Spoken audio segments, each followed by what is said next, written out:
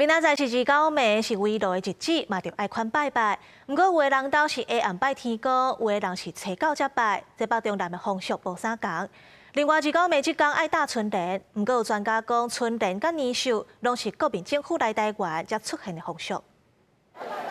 台北的人们市场内底民众下下停停，因为刷落去旧历12月29是围炉的日子，一个人来买过年要吃要用的物件，买春联的店家嘛无用得收钱，不过大家敢会知影当时爱打春联？除夕那天吧。除夕那一天晚上。 多数的民众是伫围炉这天打春联，不过有台湾民俗专家就指出讲，春联的原型就是桃符，是官鬼用的。专家表示，像打春联甲年兽的讲述，拢是按国民政府来到台湾以后才普遍形成的。桃木做的符啊，搭伫个门口口叫做桃符嘛，就是要赶鬼的啊。咱清朝时代拢文盲较济，基本上袂有迄个门帘啊。这个 春联、门联，这个观念拢是伫个这个国民政府时代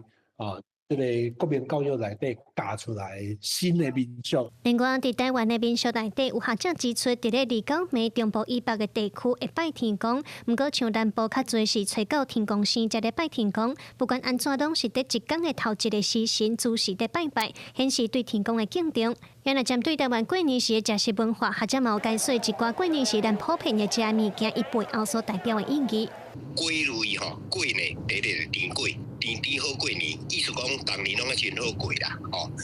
叫甜粿，过来菜头粿就是好菜头，这大家拢知影菜类内底呢，一定爱食的是长年菜长年菜，这长年菜呢表示长命百岁长岁寿。那伫这个中部北部的长年菜呢是指这个挂菜南部的长年菜呢是叫做梅玲菠菜就对啦然后呢大金